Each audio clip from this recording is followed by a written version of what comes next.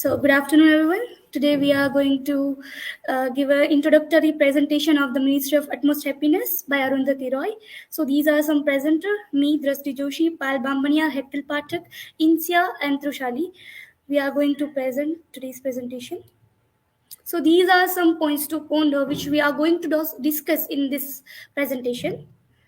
So, about the author, first we need to know who is the author, Arundhati Roy. She born in Shillong, 1959, educated in the Delhi school, and she also studied architecture. And career, she worked as a scriptwriter before publishing her first novel. Her first novel was The God of the Small Thing, which published in 1997, and this also got a Man Booker Prize. And literary style of her writing is known for her poetic prose and unconventional narrative style. Political activism, she is a very active person and she is activist as well. Outspoken critic of Indian social injustice, and major awards she got as a Booker Prize, Sahitya Akademi Award, etc. Major non-fiction work are The Cost of Living, Power Politics, and other as well. Social causes advocating for marginalized groups in India, anti-globalization, environmentalist, human right activist. And there are several controversies on her as well. And these are some quotes she gave.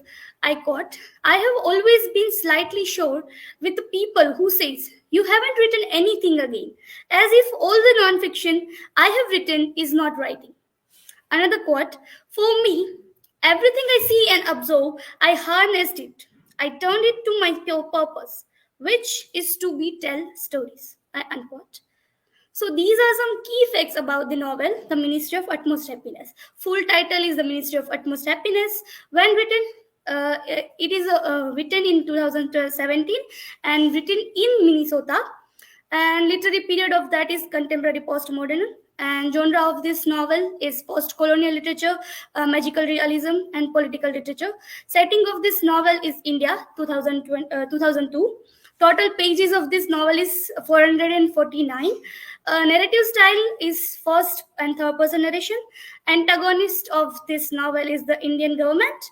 Climax is Tilo moves into Jannat house. Funeral service to raise a baby with Anjum.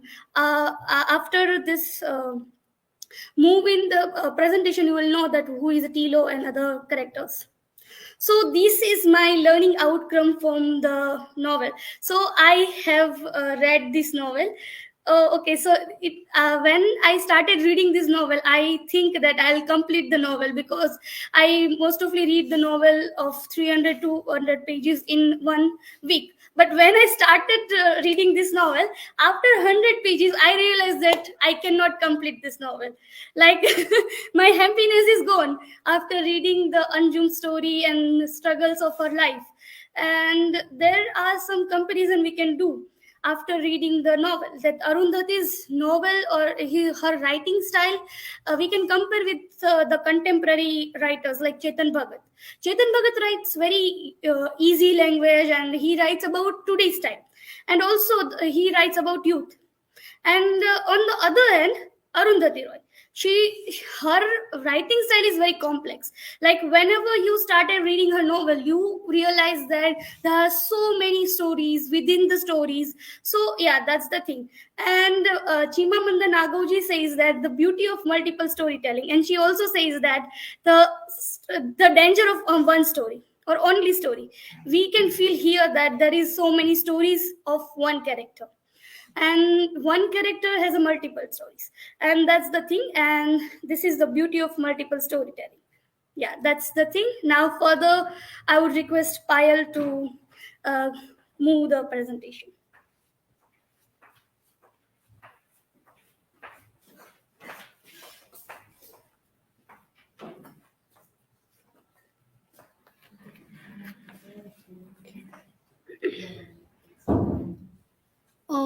Hello everyone. In this presentation, I am going to dealing with a narrative technique and major characters. So first, narrative technique of the novel, The Ministry of Utmost Happiness. The narrative pattern or technique is scattered. Scattered means various stories is connected with each other.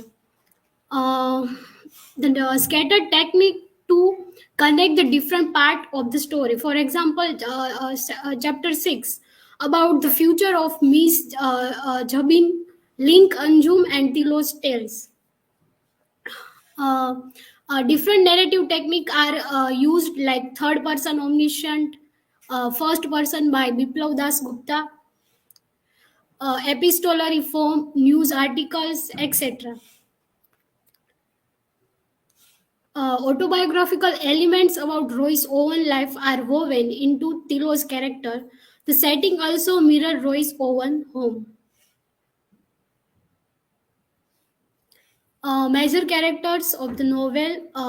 In this novel, so many characters. So I divided into parts. Part one, Khwabga, the Anjum or Aftab. Anjum is the protagonist of the novel. He or she, son of Jahanara and uh, Mulakat Ali, or we can say him or her as a Hijra. Mulakat Ali, father of Anjum. Jahanara Begum is a mother of Anjum. Alham Bazi is a midwife of Mulakat Ali. And Iman Ziauddin is a blind Iman, a friend of Anjum. Kulsumbai is the head of the graveyard, or we can say Khwabga, where all the Hijras are lived. Nimmo Gorakhpuri, Bismillah, Bimla, Jainab is a baby or a child. Later marries Saddam Hussein. And Razia, Sahida, Bombay Silk, Mary, Gudia, and Bulbul. These are the Hijras. And the second part, graveyard, Jannat guest house, or we can say Jantar Mantar. Jantar Mantar is a place in the Delhi. Zakir Mia, is um, a Mulakat Ali's friend, and Anjum, when Anjum travel with him, and Zakir Mia died in the 2002's riots. Saddam Hussein is a Muslim man, and his original name is Dayachand. He is working in the hospital and later become a security guard in the graveyard. Shehrawat. Uh, Shehrawat is Dayachand's father's revenge. Yes, and Mr. Agrawal. Part 3, Kashmir and Dandakaranya. Uh, in part 3, Biplav Das Gupta is as a narrator. He is a officer in the intellectual bureau, and Chitra Rupa is a wife of Biplav, and S. Tilotama is a friend of Musa, and later he marries Nagraj and Biplav. These four are the college friend, Tilotama, Musa, Nagraj, and Biplav. Nagraj Hariharan is a journalist in the third part of this novel. Uh, Musa is a terrorist in this part. Arifa Yashvi is a wife of Musa. Jabin the first is a baby who died at the age of 3. Captain Amrik Singh is a officer, and he is a very strict police officer. Then Jalib Kadri is a human right activist, and SCP Pinky Sodi is a brutal interrogator. only female character in the army. And Balbir Sodhi is a Pinky's brother. Revthi is a mother of Udaya, and is a Udaya is the daughter of Revti, and known as Jabin the second. So these are the major characters, and we may find many others character in this novel. Um, so my learning outcome of from this novel, the novel deals with the issues of religion, identities, caste, and political reality in contemporary India or society. So I feel deep empathy for some of the marginal characters, from the transgender Anjum to the lower caste Muslim Saddam, seeking for a freedom. Their stories may stir compassion for excluded groups, and system may fail to value a person based on identity. And From the title, we may find happiness when someone gets justice, equality, and rights. For us, we may happy with little things, but for the transgender society, when they get not justice and equality and rights in the society, they not feel happy. So, and this is my learning. And what I like in this novel, first one is a storytelling, how to tell a shattered story by slowly becoming everybody, no, by slowly becoming everything, and multiple languages uses, and the beauty of old Delhi.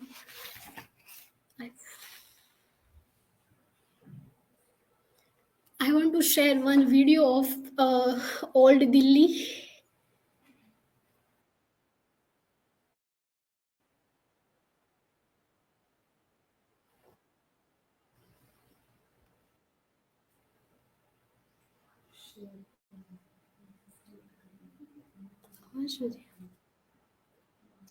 No problem. So this will get this copyright thing. You can show it afterwards in the, you can see that. So thank you. I will call Hacker.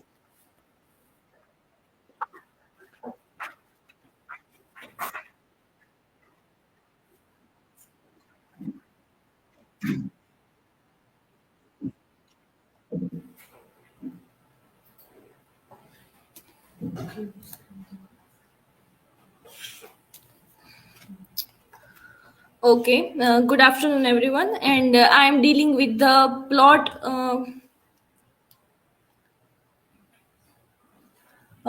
overview of the novel. So basically, this novel, The Ministry of Utmost Happiness, is a very much complex novel because at a first glance or at a first read, it is very difficult to understand. But I have tried that I can explain the plot overview in some slides that we can get the basic idea about the novel. In the novel, there are 5 different words, that is Khwabga, then Jannat the graveyard, Chantar Mantar world, the Kashmir, and Dandakaranya. So these are the 5 words in which the entire novel revolves around, and also there are so many characters, as Payal mentioned. The novel begins in Jannat graveyard with a surreal image, like a sentence, that she lived in a graveyard like a tree. There is one character named Imam Ziauddin, who as an old blind man became frequent companion of Anjum. So as we start the novel, the first chapter of the novel titled as where the title of the first chapter is says that where do old birds go to die? And when we read the sentence, and Arundhati Roy begins in a way that she lived in a graveyard like a tree. And as we move in the story, we came to know that Arundhati Roy talking about the character of Anju. And then the story moves on, and there is one character named Ziauddin, who is an old blind man, became the frequent companion of Anju. In the second chapter of the novel, we enter into the world of Khwabga. Anjum was born as Aftab to Jahanara Begum and Mulakat Ali. Aftab had born with the parts of both female as well as male, and the character of Ahlam Baiji, who is the midwife of Mulakat Ali, announced that a boy child was born. And then the word hijra or kinnar was there for the people like this child. And I want to read some part that when the Anjum was born, that description is also very interesting in the novel. That a month into her first pregnancy, Jahanara Begum and her husband decided that if their baby was a boy, they would name it Aftab. Their first three children were girls, and they had been waiting for their Aftab for almost 6 years. The night he was born was the happiest of Jahanara Begum's life. So that is how we can connect that Jahanara Begum's and Mulakat Ali's first three children were daughters, and that is why Jahanara Begum's wants a boy child. And when Aftab was born, that was the happiest moment for Jahanara Begum as well as Mulakat Ali. Khwabga means a place of dreams, and outside the Khwabga means dunya wale. So here we can find one interesting concept, that the Khwabga. So Khwab is a Hindi word, and it means that the place or a house of dreams, while the outside the Khwabga means dunya wale. And in the second chapter of the novel, we can understand that the world of Khwabga introduced as well as the characters who are living in the Khwabga. So that is how we can see the initial part of the novel. Further, Aftab in the market saw a beautiful lady and followed. That is how reached Khwabga. Later on, we came to know about the lady that she was Bombay Silk Begum Kulsumbi, was the leader of this Khwabga Haveli, and she was very proud of the Hijra community. As we know that Aftab had female as well as male organs, and the word Hijra and Kinnar we came to introduce. And when this Aftab reached Khwabga, he followed the lady, and that lady Begum Kulsumbi was the leader of this Khwabga Haveli and very proud of the Hijra community. Jahanara Begum taking Aftab to the Dargah of Hazrat Sarmad. Then comes the backstory of Hazrat Sarmad, that he came from the Iranian region and in love with the new character Abhay Chand. He adopts Islam language and also disowns it due to some reasons. He used to roam naked in the time of King Aurangzeb. So when Jahanara Begum came to know that Aftab had male as well as female organs, so that is why she take her child to the Dargah of Hazrat Sarmad, and then we come to the backstory or flashback of Hazrat Sarmad's story, that he adopts Islam language and also disowns it due to his some personal reasons, and he was in love with the character named Abhay Chand. So here Mulakat Ali is an Hakim who makes medicines. Both Jahanara Begum and Mulakat Ali are not happy to live with a third gender child, means Aftab. There comes a backstory of Mulakat Ali and as well as reference to Changiz Khan. He was an anti-Islam, and along with that, the story of Changiz Khan as a lover.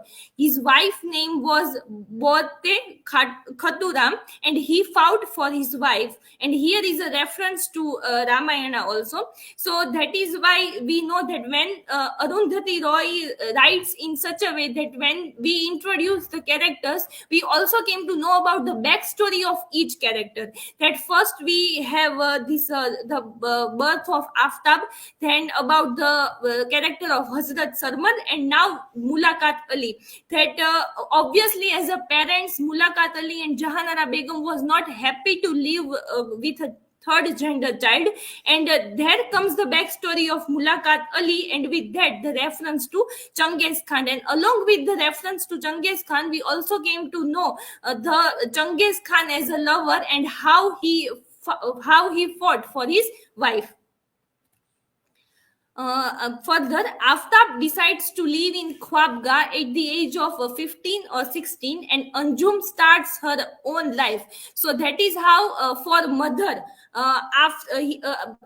for mother it was Aftab, like a boy child, and for other it becomes Anjum. And at the age of around 50 or 60, he decides to live his or her own life and enter into the world of Khwabga.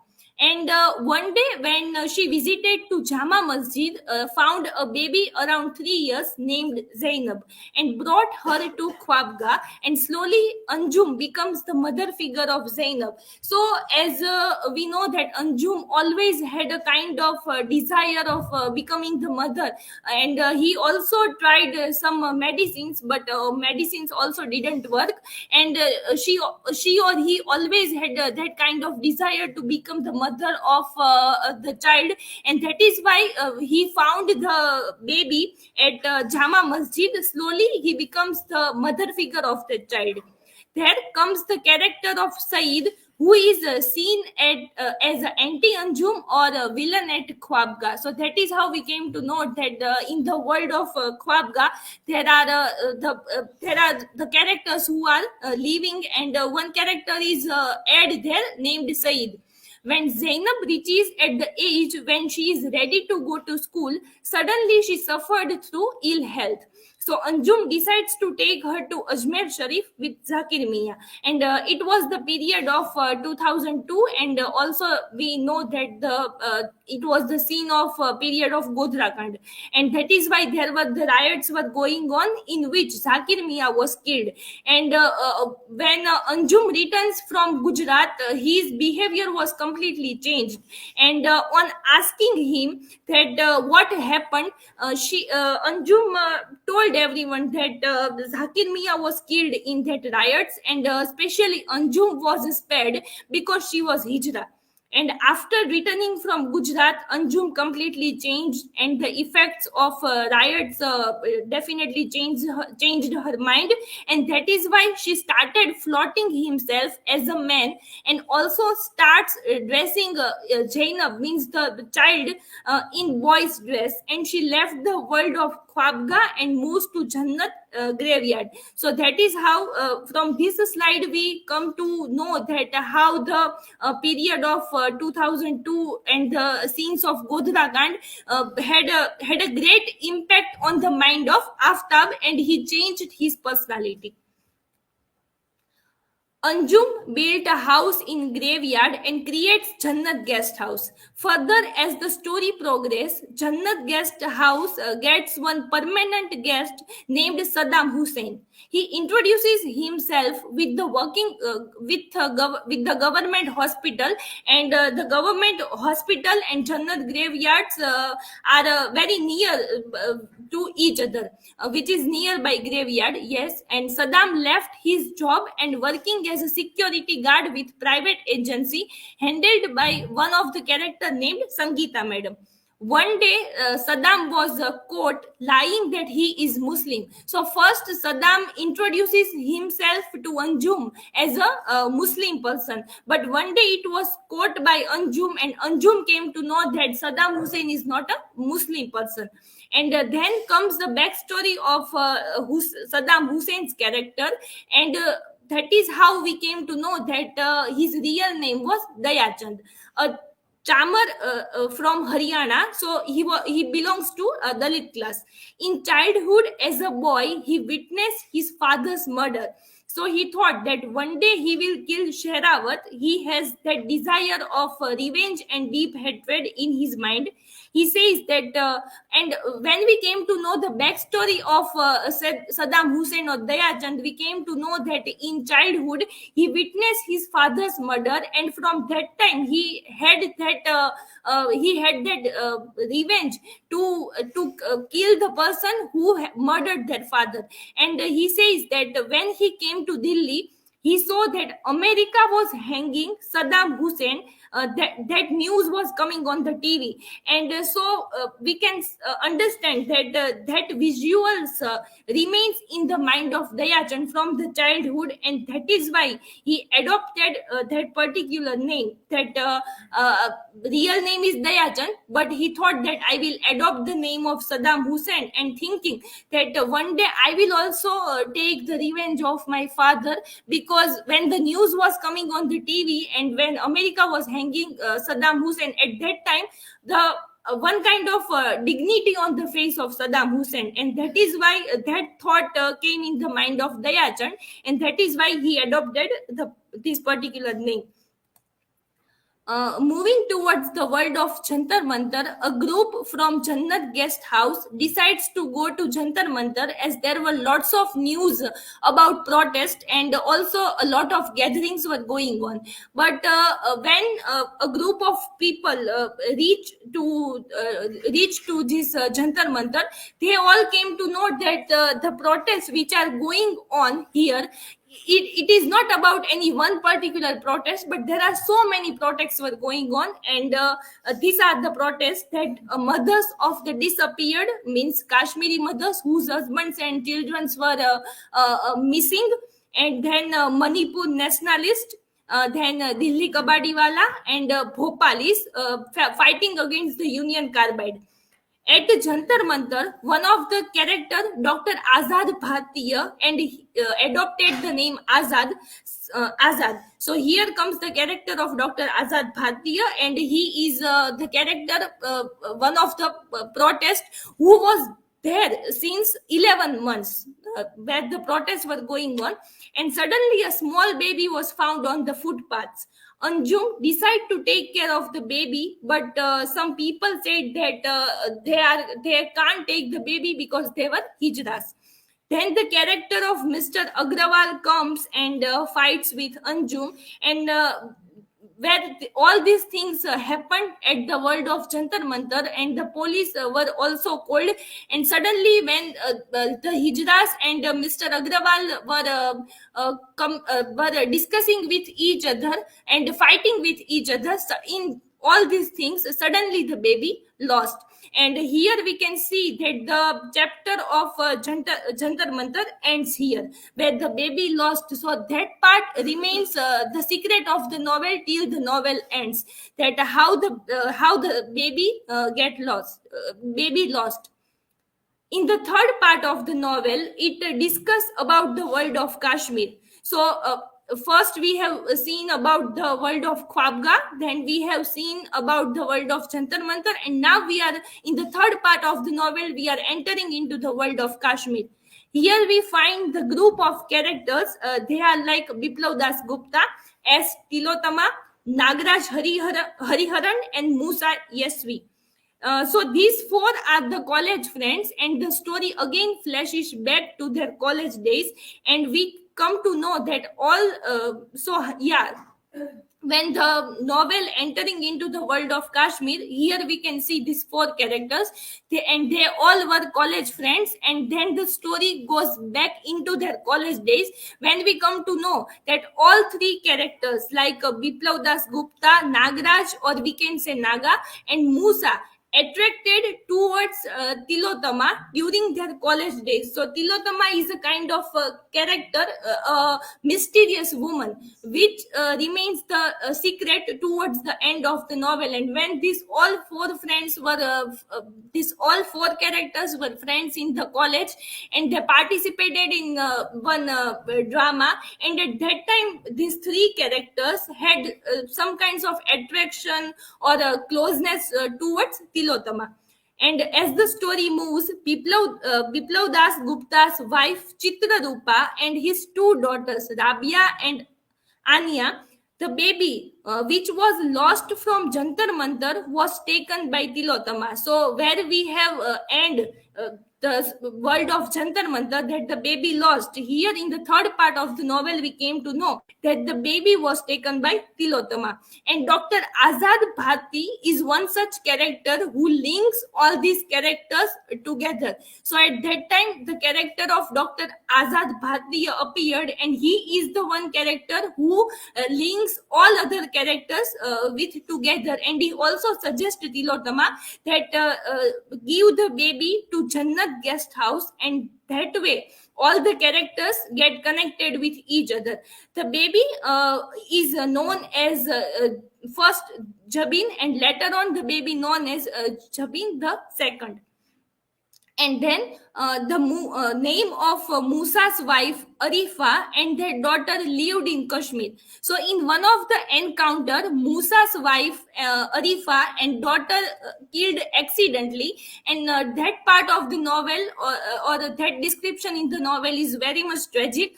And when we introduce these four characters, yes, at that time I forgot to mention that Musa was a terrorist, but we have that question in our mind that how Musa becomes a terrorist, and that is revealed here in this part of the novel, that his wife Arifa and their daughter lived in Kashmir, and in one of the encounter, accidentally, Musa's wife and daughter both were killed, and that particular incident leads Musa to become a terrorist.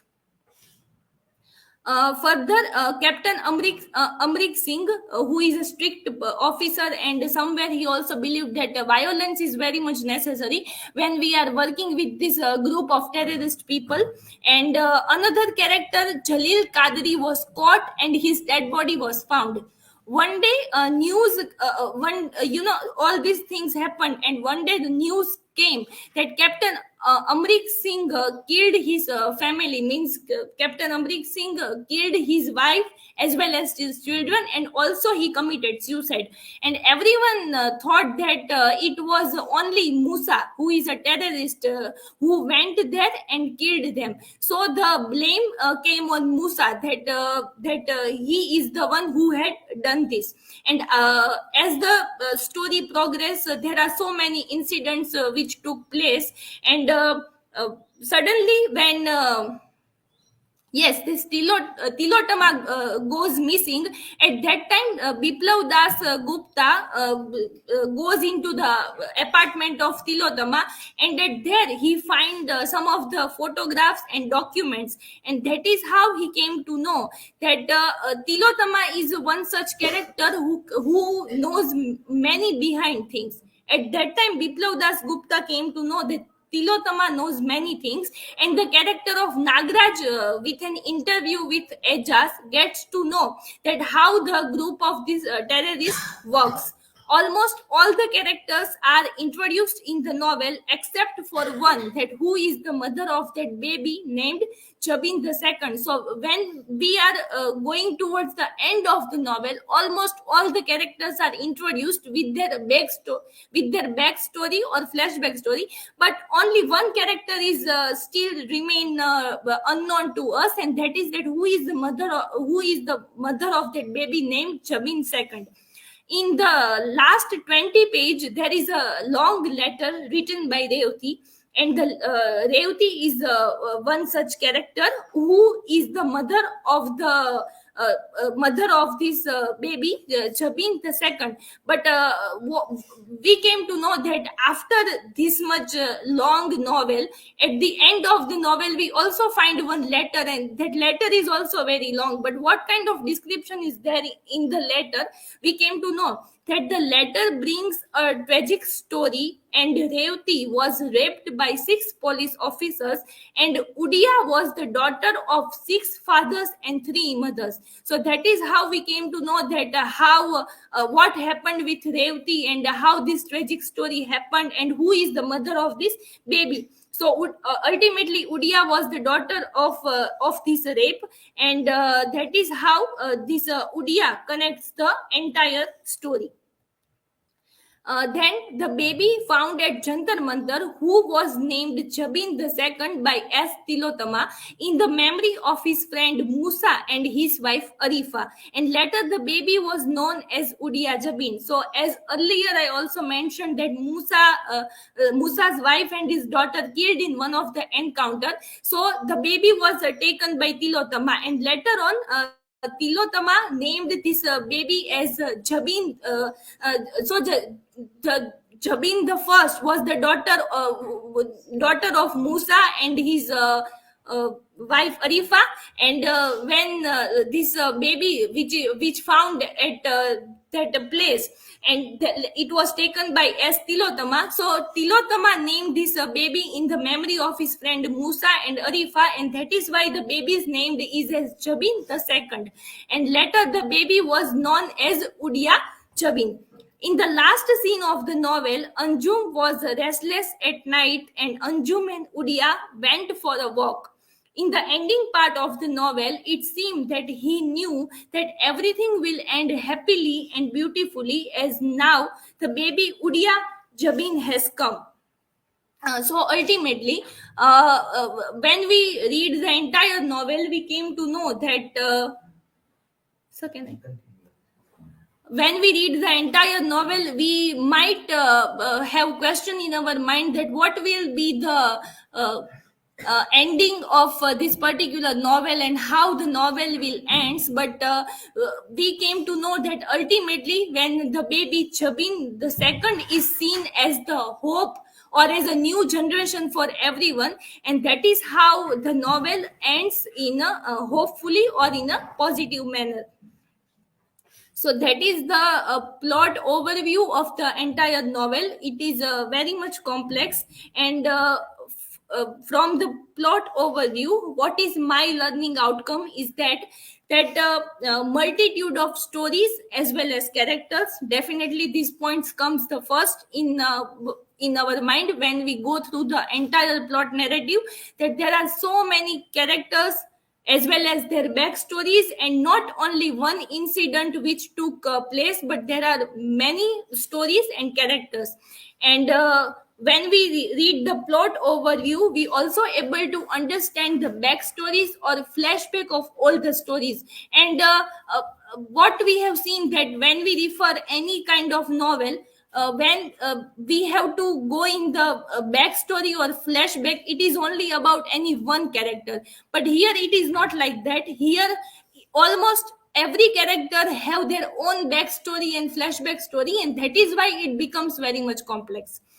Also, sort of magic realism, Arundhati Roy and Salman Rushdie. After going through the plot, I can connect the dots that as also Salman Rushdie in his novel Midnight Children use this technique of magic realism, as well as in this novel, The Ministry of Utmost Happiness. The novel starts in a way with a surreal image that she lived in a graveyard like a tree. So that is why we can found magic realism in the works of Salman Rushdie as well as Arundhati Roy, and connecting the incidents and issues that we all are facing in today's time. So Arundhati Roy has written the things in such a way that we can connect the incidents as well as the contemporary issues in our society.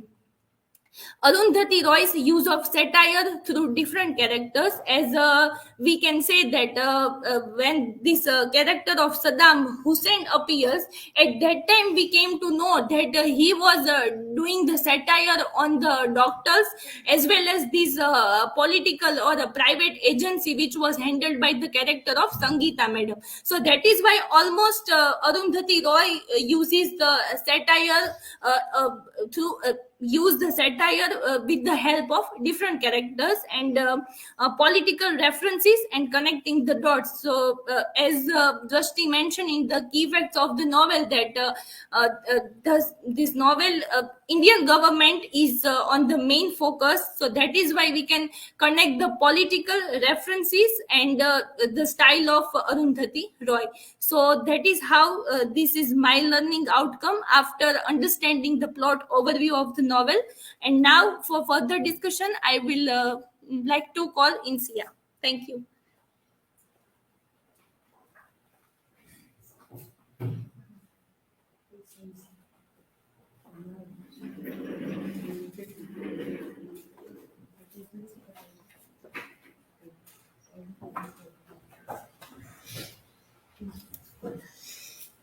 Hello everyone. So further I am dealing with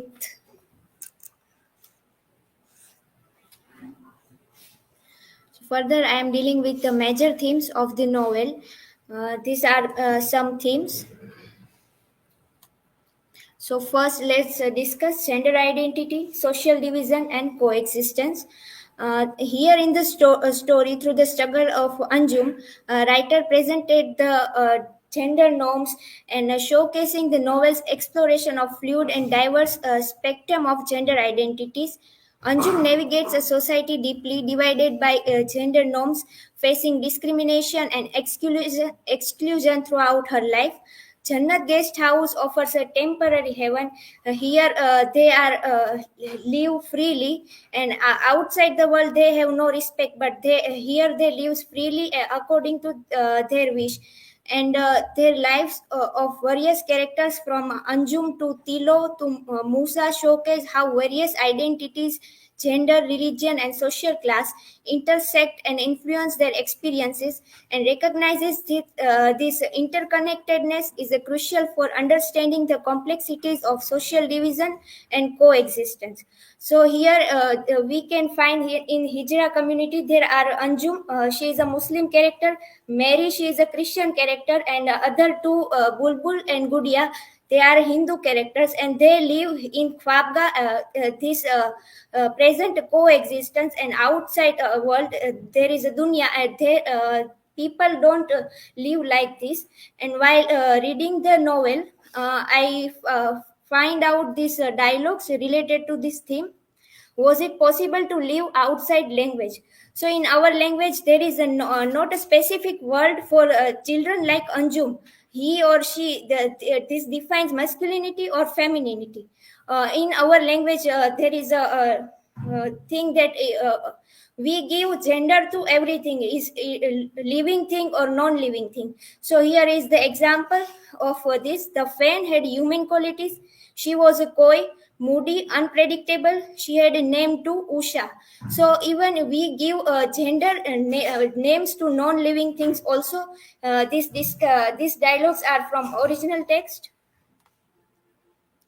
Next is religion and power. The novel critiques the misuse of religion by powerful figures for political gain. Gujarat Ka Lala's rise hinges on manipulating Hindu nationalism and demonizing minorities and erasing their stories. And the novel criticizes both sides of religion extremism. Here in the novel she presented the Gujarat riots also, Sikh riots also, and the Kashmir terrorism problem also. And she described that how the problem of religion and power, if they are blending together, then it is harmful for any nation. And novel warns about the danger of mixing religion and politics. When religious leaders gain political power, like some Hindu and Muslim figures in the novel, it can fuel extremism and threaten our safety and freedom. Through portraying the extremism of religiously affiliated political leadership among Hindus and Muslims alike, Roy highlights the danger of lack of separation between church and state poses to citizen safety and liberty. She says that church and the government, they have to work. They have to work. In a different way, that they don't have to mixing with each other. The cost of modernization. In that era, there is a time of globalization and modernization. So, Arundhati Roy highlights some effects of this modernization. And the cost of modernization fall heavily on those excluded from its benefits, including farmers, beggars, and Kashmiris. This group suffers literal and figurative deaths as their lands, livelihoods, and even existence are threatened. So they are these people are forced by governments to give their land on the name of that vikas and this progress. The guest house symbolizes a space outside the norms of time and progress, offering a temporary solace from the harsh realities. While Indian modernization at a rapid pace in this novel, Arundhati Roy exposes the dark side of progress, highlighting the exploitation of marginalized communities and the erosion of cultural identity for the sake of economic gain. So, in this novel, Arundhati Roy exposes the dark side of modernization and globalization, and she says that how people have to suffer because of these things. Social status in contemporary India. The novel highlights the plight of Dalits like Saddam Hussein. So, as Hethel described that he is a Chamar originally, but he changed his name and he want to take a revenge of his father's murder. So, this describes the status of people in India, marginalized people and people who are belonging to minorities. They have to suffer, and India's Muslim community faces increased oppression as Hinduism aligns with national identity. The incident in Jantar Mantar exemplifies prejudice against Muslims, denying them basic human rights and Indian belonging. India's progress comes at the expense of its poorest citizens who are forced to leave their homes or give up their land. These people simply don't count as a people, and their entire existence is ignored or treated as a person, probably by the Indian government. So, here we can find that the marginalized people or people who are not good in economic condition, they have to suffer the more. How and why stories are told. Stories serves purpose beyond the truth. Stories are for entertainment, not for the truth. She wants to say that. And here, Arundhati Roy says about rewriting of history. So here there are many examples of rewriting of story, like Anjum's flyover story, and in the novel there is a one dargah, Hazrat Sarmat Shahid Shrine, and people visit that dargah. But each and every people have their own version of story for this saint. Sarmat's spirits permitted those who came to him to take his story and turn it into whatever they needed it to be. And here she also described how powerful figure controls the narratives, erasing identities and histories like Gujarat Ka Lala, manipulating the sound and light show. Even stories are commodified in supermarkets of grief. And there is other example of rewriting the history of Mughal empires also. And the novel acknowledges the impossibility of one true story, demonstrating this with conflicting accounts of Thilo's arrest. Embracing diverse perspective is a crucial, avoiding the dangers of a single official narrative. Here is the quote from original text: "If you like, you can change every inch of me. I am just a story."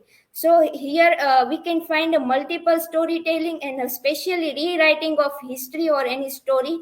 And through this, she wants to tell the importance of the story, how the stories are told, and why the stories are told. The Nature of Paradise. The title of the novel concerns on happiness. It deals heavily with the where happiness can be found and what it consists of. And another way of putting this is that the novel involves the search of paradise, a place of perfect pleasure and contentment in the Abrahamic religion. So the title of the novel is The Ministry of Utmost Happiness, and where we can find happiness. So people connect this with idea of heaven or paradise, especially the in Abrahamic religion. So Khwabga, it's a Hindi word which pronounced as a house, dream house. It's also offer a glimmer of hope for marginalized hijras, but it's more like a beautiful dream than a real solution.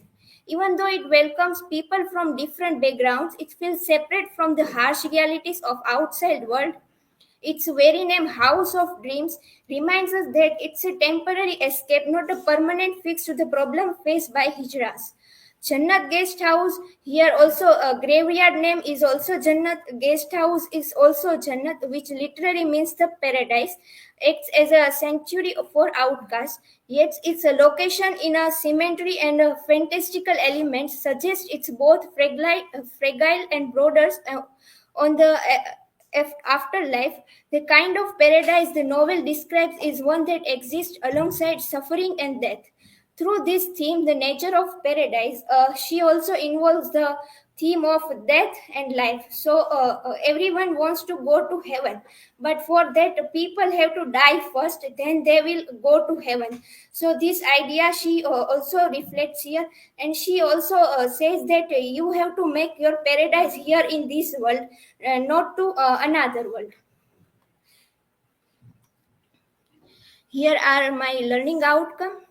So first, I read some part of the novel where I find that question of acceptance and discrimination for transgender in our society.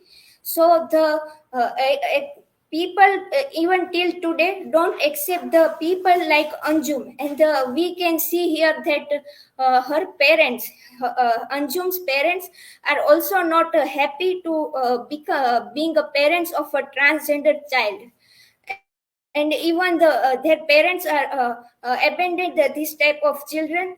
And narration technique of Arundhati Roy, it's very interesting. In this novel,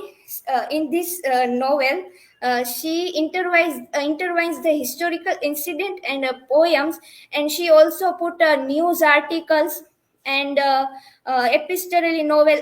She, as Hetal mentioned, there is a letter of Revati, and here is a poem by Mir Taki Mir. So she uses this to satirize the power and contemporary time or contemporary situation.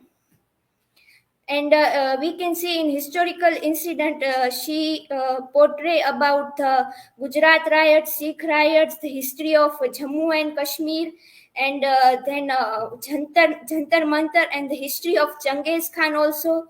And there are such many historical incidents are there. She says about diverse narratives and challenging one-sided views. So there is we can find multiple storytelling, and in the case of Hazrat Sarmat Shahid, there are many stories about that. In our time, it's a digital era. It's hard to find there is a single truth and which story is true. So it's here it connects with the only story by Julian Barnes. Dangers of blending religion and power, Maoism, Kashmir. There are some events which are still relevant in our time. And in a historical incident, she portrays this Ruh Afza, history of Ruh Afza, how it's became, it's first started by Hakim as a medicine, and after sometimes people uses it as a drink, and it becomes popular in India. And through this, she says that this drink watches the bloody separation of a country of India, of East Pakistan and West Pakistan, and the journey of Ruh Afza to Coca-Cola. We can read it as a symbolically as a global part of globalization. And here she satires on a superstition in case of Anjum and Zainab. When children becomes ill, firstly their parents visit holy shrines or any religious place rather than hospitals. So here Arundhati Roy make a satire on this also. So these are from my side. Thank you very much.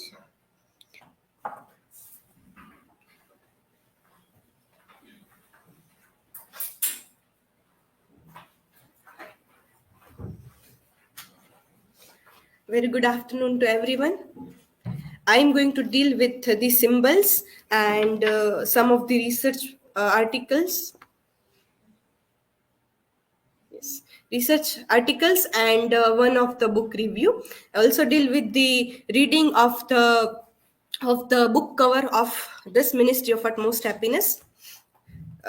Everything has been talked a lot, and I will try to focus on the important point. This Hazrat Sharmat Shahid, a shrine, who was a holy man in Indian Islamic tradition, and came from Armenia in pursuit of his love, who was a Hindu man named Abhay Chand. So, during that dwelling in India, he was executed for apostasy due to religious doubts and refused to recite Kalima. There is no God except Allah. So he just said there is no God, there is no God, and emperor of that time executed him.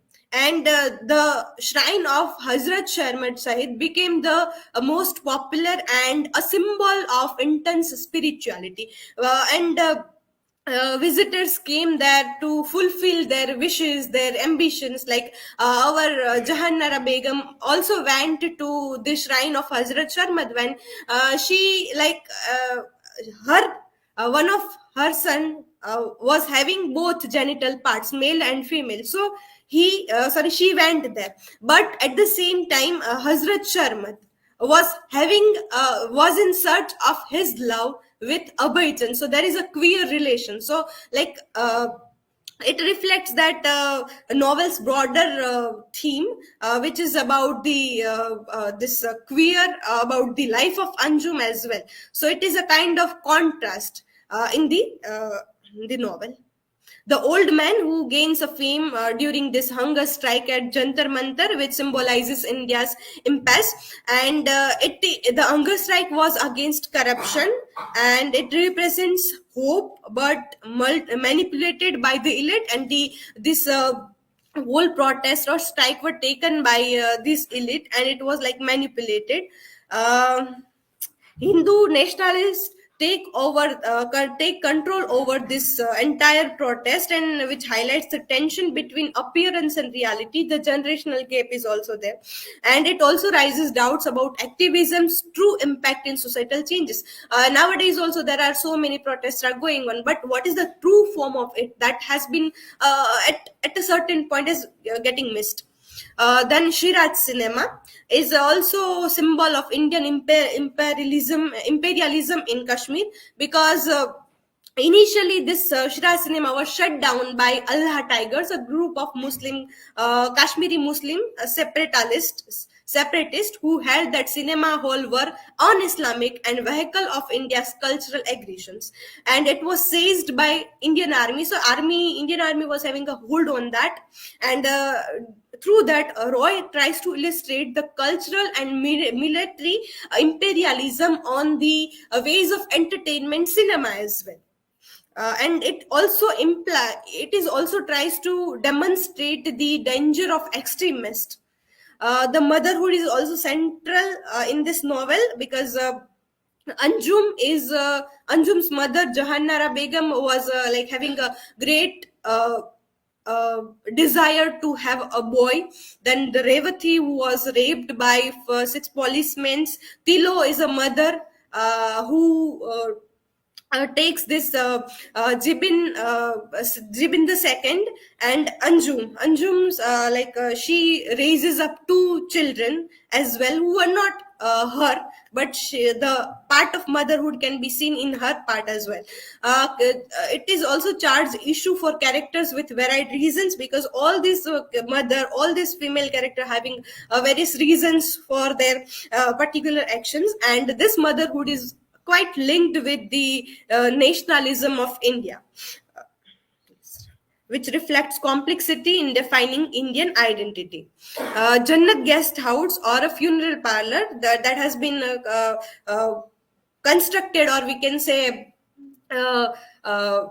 created by this our central character Anju, which symbolizes inclusivity and diversity. And people like Jannat Guest House is near this graveyard, and people came there who were not having their own identity, like Anju and other characters who were not accepted by people, so they came there.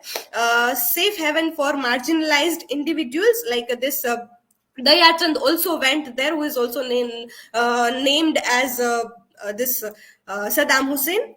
Idealized form of diversity of India, proximity to death signifies tenuous existence. It also represents a glimpse of spiritual paradise. It is like the name is given Jannat. So why it is given Jannat? Because the people who are cast away, who are like thrown away by the society, they are accepted there. So it is a kind of a heaven on the earth, Jannat. Dunya and Jannat or Khwabga. And this in this novel there is a Dunya, world, and Jannat, which is paradise, but both are metaphor. Dunya is used by hijras for life outside of them, because they are different from, they are not belonging to he or she. So it was like dunya for outside of them. And Khwabga is a place where hijras are living. So it is a kind of a khwab. Place like Jannat Guest House and Khwabga seen as utopian heavens, and which are detached from societal horrors. So they are feeling safe there. Khwabga and similar places are portrayed as necessary for those who can't conform to the world's realities. Complexities blur lines between paradise and reality. So it is also like harsh realities of the society has been presented through the metaphorical places, Dunya and Khwabga or Jannat. This body refuge means the West and internal organs. In this novel, there are recurring imageries of various cultural context. There is a Dalit, Saddam Hussein, whose name was Dayachand, but he he adopted the name of Saddam Hussein because his father was killed and he was a chamar, not accepted anywhere. West as a symbol of resistance to status quo. Dalit protest by bombarding a government official's home with cow carcasses. Surplus people resist attempt to relocate them, emphasizing their bodies as a problem. Anjum's act of peeing under the street light of that baby Udya Jeban symbolizes the future lying in what's historically considered unclean. So the waste is the future that has been interpreted in this way. Internal organs symbolizes inner turmoil and divisions. At a point in novel, a character is like having that mentality that his or her organ are connecting or having this conversation like that. Characters and countries learn to live with schisms. So the West is symbolizing the future. The sound and light show, where this point is very important because the sound light show was one where the history of Muslims were given, the history of hijras, because at that time of Mughal emperor, so they were having lots of wives, and for that, to take care of them, they were having a hijra to take care of their queens. So the history of Mughals has been erased by Hindu nationalist government. So the history of hijras has also been erased as well. And at this this show, the sound and light show, this Kulsumbi used to take the people at Khwabga of her community, but now that agenda has also been erased as well. Gujarat Ka Lalla, that has been Gujarat's beloved, symbolizes Hindu nationalist threat, and which is based on the chief minister at that time, Narendra Modi, rise to prominence after 2002 riots, Godhra riots, and which foreshadows danger for characters, represents looming threat of Hindu nationalism, because the nation is moving in a direction of a one religion and is becoming much religious. Color saffron, that also connected with the Hindu nationalism, and it also represents the violence of Hindu extremist parties, and the riots, Godhra riots, that is also connected here. Vulture in the initial part, and various points, this symbol of vulture is also coming, which is symbolizing the unintended casualties of modernization. So It also represents group threatened by social changes that vulture will take away. Metaphorically, it portrays death of questioning. So like they are stopping you to question that has been like that is in your hand. So people are becoming more careless, and people are not allowed to question even. Reflects impact of nationalist agenda on diversity, having one nation, one language, one nation, one this. So that agenda is carried through this symbol and challenges the plurality within the nation. The last chapter is named Yukum, the dung beetle. When this dung beetle is a hope of novel's ending, because at the end this Udaya Zibin also represent the hope for the future. And this if this symbol is used like humorously, because it is an insect who you like makes a ball out of dung and who lies on its back with legs in the air to save the world. So like there has been a contribution, and this term can also seen in the terms of eco sensitivity or sensitivity, because this dung beetle carry this balls of dung in deep into the soil, and which helps to earth to like grow more plants and preservation of earth.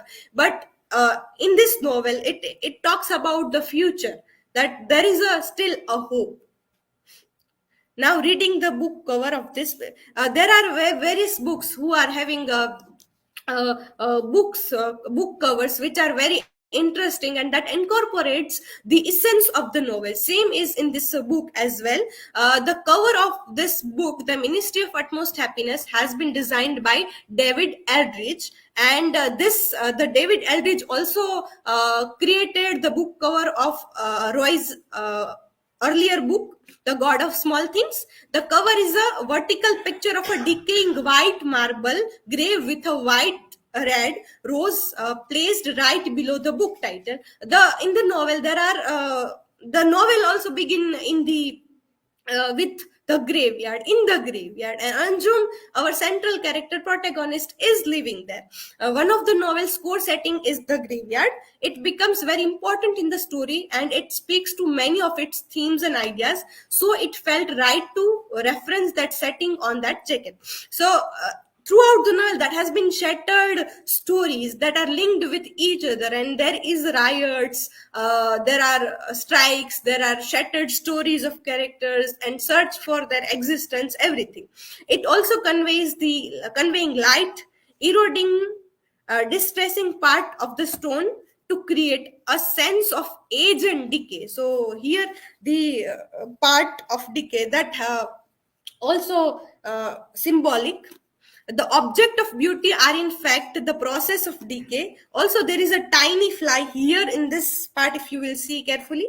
There is a fly caught in time on the front of the book. So all the characters are caught in a time frame within the novel. This I have given this link here. It is a audio video book, or it can be categorized in e-lit category as well, though not created digitally, but it has been not by writer, but it has been created again in a digital form, which is very interesting. Audio video, Roy's own voice of reading the book, some of its parts. There are symbols through which you can identify certain things. There is music. So you all experience it. It is very much interesting.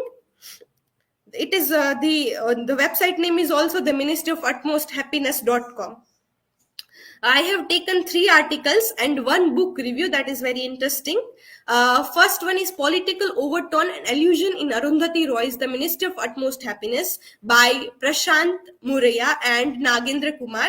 It talks about the political overtones and allusions in this novel and provides a background of the novel, which is divided into 2 main storylines following of Anjum, the transgender, and in Delhi, and another is about Tilo Musa Naga and about the Kashmir conflicts. It also draws allusions to major political events, figures, and issues in contemporary India, which includes 1975 emergency, 2002 Gujarat riots, and rise of Hindu nationalism under Narendra Modi, corruption, protest, and cow vigilance violence in Unnao also. So that video you can also find through these allusions.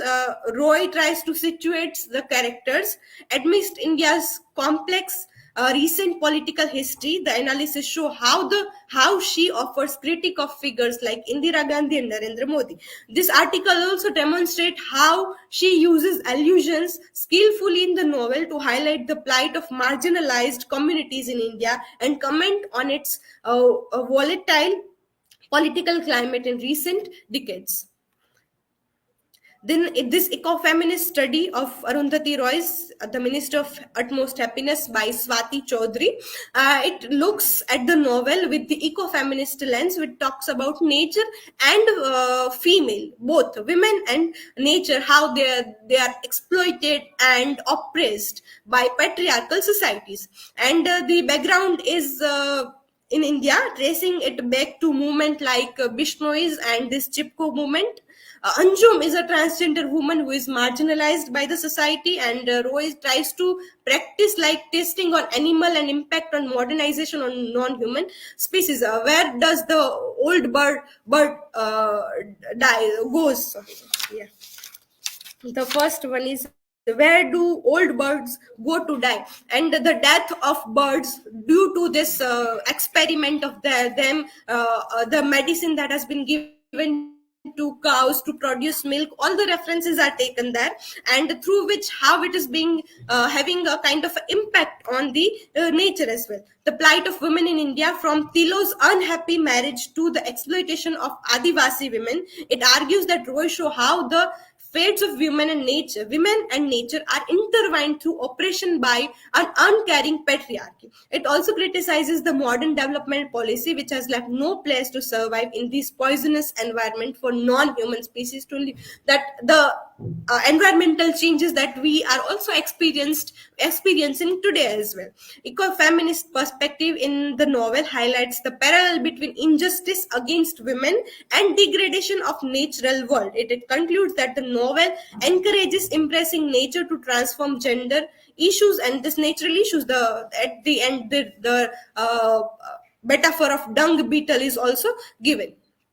Third one is political and gender issues in the Ministry of Utmost Happiness. It talks about 4 to 5 major things. Transgender identity, as in the presentation earlier also mentioned, that there is no specific identity of them. They are neither he nor she. So, in Urdu, the only language she knew, Jahannara Begum, all things, carpets, books, everything had a gender. Everything was either masculine or feminine, men or women, everything except her baby. So it talks about Anjum, women's oppression. Tilo, though she is not like Rahel in the God of Small Things, as this article tries to explain about or talk about. She is much liberal in her thoughts, not that much, but till there is a restrictions and inequalities faced by women in a patriarchal society. There is Kashmir conflict, trauma and violence, this terror, marginalized voices, caste, religion, minorities, then queer communities, all the things has been also talked. National identity, crisis of national identity, feeling disconnected from the Indian nation state, the desire for self-determination, gesture at issues like religionism and separatism. This one is very interesting. This book review is available in YouTube.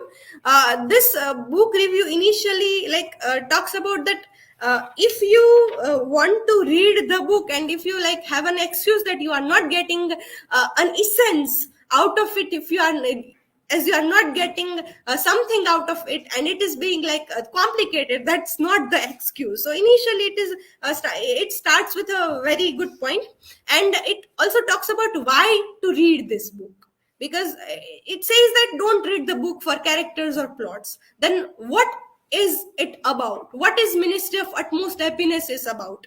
So there is a non-linear plot, so not constructed plot, as such, which explores the India's national character, highlighting issues, mentalities, and scenarios that are unequal, uniquely Indian. India belongs to Hindi language. So one nation, there is a extreme nationalism is there. Different protests happening at the same time that I'll also mention in my learning outcome. A comparison with 100 years of solitude. This book reviewer compares it with 100 years of solitude, a novel by Gabriel Garcia Marquez. And there is the chaotic and devastating military conflict in Kashmir, and notes the novel's departure from cinematic influences. Like in cinema, the story in this novel is very complex and talks about the realities of the time, whereas it differs from the cinematic influences, and it much remain in the state of novel, talks directly about the points, not that beating around the bushes. Now let us come to my learning outcome. Like while exploring the articles, book reviews, and symbols, I came to know that why Roy has become so controversial within the Indian nation. There are Roy tries to depict the political milieu of that time. But if we see in recent time as well, there are so many protests are going on, like this wrestler protest at Jantar Mantar, farmer protest, then this burning Manipur problem, this Bilkis Banu case, which is also connected to this Godhra riots 2002. She was gang raped, and verdict of her rapist came in this recent time only. LGBTQ protest, which is directly connected to the queer reading of Anjum, what Arundhati Roy tries to portray. Religious dominance. So just past 22nd January, so everyone knows that, and debate over one nation, one language, and saffron color. In the last week, we have seen it thoroughly how one nation is accepting one color, one language, one religion, and getting closer to oneness rather, and avoiding its plurality, and the political use, how political parties are using such things. Then hypocrisy is also there, because people used to go to worship the shrine of Hazrat Sharmad, who is also queer. And it can be also connected to the joys of motherhood, because at the end of the novel, the Nuigo's son make a shrine of her, and there women came to pray her for getting the joys of motherhood. But at the same time, when Nuigo, the protagonist, was in her life, she was not getting joys of motherhood at all. Initially, she was like infertile also. So there is a contrast also there. And we, in our society also, we go to pray to person or a shrine or something which are not having that. Like, we are going to babas and all that to get the advices of happy married life, getting children, and all the things. So there is a kind of a hypocrisy within that. And there is also the question remains that why don't we question? Because nowadays we are doing what we have been told. So we have ultimately forgotten why it is necessary to question certain things. So Roy tries to explain and elaborate the importance of questioning within the society when you are facing certain things. Also, if Arundhati Roy has just written this book in 2008, and so many things has been changed, but the overall issues are remaining the same. The same thing is getting repeated over and over again, and there is no solution at all. Then the last point is that reading the book cover, because what is the importance of book is to capture the essence of what is in the book. So like, we documentation committee are also going to prepare a memorabilia. So I was thinking that how can we capture the essence of our whole memorabilia within the single cover. So it is like that. In the importance of little fly is also there, so we are also looking forward for that. So this is all about our presentation. These are the references that we have used, and this is all about our presentation. Thank you.